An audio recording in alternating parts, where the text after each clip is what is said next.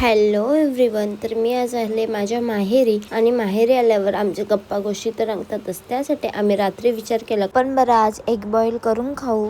पण या Agaro Regency multi cook kettle with steamer मध्ये. तर चला आपण रेसिपी बनवूया. याचा इनर पोर्ट 1.2 लिटर कॅपॅसिटीचा आहे आणि हा प्रोडक्ट 600 वॅटचा आहे. केटलचा पॉवर बेस हा डिटॅचेबल आहे आणि 360 अंश पॉवरच्या केबल सोबत येतो हा. आणि स्टीमर बास्केटची कॅपॅसिटी 0.9 लिटरची आहे. यासोबत तुम्हाला ऍडजस्टेबल बटन भेटतं, त्याच्याने तुम्ही ऑन ऑफ सुद्धा करू शकता. यासोबत तुम्हाला भेटतो प्लास्टिक बाउल, स्टेनलेस स्टीलचा ग्रिल रॅक, स्वीट पोटॅटो आणि एग बॉईल करण्यासाठी हा पोटॅटो आणि एग रॅक. आणि हा आहे स्टीलचा स्टीमर बास्केट. त्याच्यात तुम्ही व्हेजिटेबल, मोमोज सगळं काही स्टीम करू शकता. आणि ह्या प्रोडक्टची तुम्हाला 2 वर्षाची वॉरंटी भेटते. आणि तुम्ही याच्यामध्ये काय काय बनवू शकता, काय काय नाही बनवू शकता, या छोट्याशा मिनी फाईल मध्ये दिलेलं आहे. तुम्ही जेव्हा ऑर्डर करणार तेव्हा तुम्ही हे बघून घ्या. त्यानंतर मी पिन आहे ना ती बोर्डमध्ये टक केली, केटल लावला, त्यात पाणी टाकला आणि आपला एग रॅक घेतला.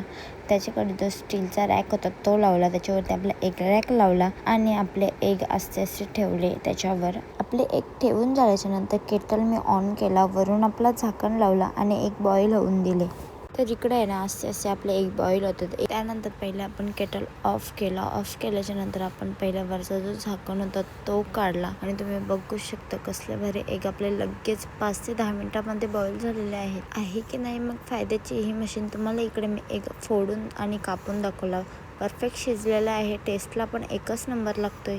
त्यानंतर मी आहे ना एग मसाला बनवायला घेतला. त्यासाठी इथं मी सगळा जो सामान लागतं, मसाले झाले, कांदा, टोमॅटो, मिरची कट करून घेतली. प्लास्टिक बाउल घेतला. पहिले आपल्या प्लास्टिक बाउलला ब्रशने आपलं तेल लावून घेतला. त्यानंतर सेम प्रोसेस केटल ऑन केला, पाणी टाकला, साईडला केला. त्यानंतर जो आपला बाउल होता तो घेतला, त्याच्यात आपला एग फोडून टाकला. जे आपण व्हेजिटेबल्स घेतलेले म्हणजे कांदा, टोमॅटो, मिरची ते टाकले. त्याच्यावर आपला मसाला, हळद आणि मीठ टाकून मिक्स केला. त्यानंतर आपला स्टील रॅक घेतला, तो आतमध्ये टाकला. जो आपण एग मसाला रेडी केलेला होता तो आपल्या प्लास्टिक बाउलमध्ये टाकला आणि बाउल आतमध्ये ठेवला आणि वरून आपलं झाकण लावून घेतला. त्यानंतर आपला केटल ऑफ केला, वरून आपला झाकण काढला आणि तुम्ही बघू शकता हा बाउल मी बाहेर काढल्याच्या नंतर आपला एग कसला भारी शिजून झालाय. सॉफ्टी पंजी कसला भारी दिसतोय, जसं काही केकच बनवला आणि कसला भारी वाटतोय हा तुम्ही बघू शकता. त्याला टेस्टी लागत होता एकच नंबर. माझं केटल खूप जास्त घाण झालं, त्याला पहिले मी वॉश करून घेतला. वॉश करून आपलं नॉर्मल पुसून घेतला. तर मग कधी ऑर्डर करताय अगारो ब्रँडचा हा केटल अँड स्टीमर लवकर जा. लिंक आपल्या डिस्क्रिप्शन मध्ये आणि कमेंट सेक्शन मध्ये आहे आणि बाय करून घ्या. थँक्यू.